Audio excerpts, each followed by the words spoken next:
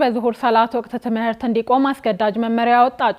በተባበሩት አረብ ኤሚሬቶች በግዛቷ የሚገኙ ሁሉም የመንግስት ትምህርት ቤቶች ለዙሁር ሰላት የመማር ማስተማር ሂደቱን እንዲያቋርጡ አስገዳጅ መመሪያ አስተላልፋለች። የሀገሪቱ ትምህርት ሚኒስቴር ኃላፊዎች መመሪያው ከተያዘው መስከረም ጀምሮ ተግባራዊ እንደሚደረግ በይፋዊ ኤክስ ገጹ አስታውቋል። ተማሪዎችም ሆነ ሌሎች ስታፎች በምንም አይነት ምክንያት ከሰላት መቅረት እንደማይችሉ የሚገልጸው መመሪያው 30 ደቂቃ ይፈቅዳል። ትምህርት ቤቶች ከ7 ሰዓት ከ15 እስከ 7 ሰዓት ከ45 ሰዓት ድረስ ተማሪዎችን በራሳቸው አዛን እንዲያደርጉ አዳራሾችን ለሰላት ዝግጁ እንዲያደርጉ እንዲሁም ጥብቅ የጾታ መለያየትን እንዲያስጠብቁና ዕለታዊ ተሳትፎን እንዲመዘግቡ ግዴታ ተጥሎባቸዋል። መመሪያው የግል ትምህርት ቤቶችን አይመለከትም ተብሏል። የሀገሪቱ ትምህርት ሚኒስቴር ቃል አቀባይ ትምህርት ቤቶች ከእውቀት ማዕከልነት ባሻገር የእሴት ማዕከላት ናቸው ሲሉ አጽንኦት ሰጥተዋል።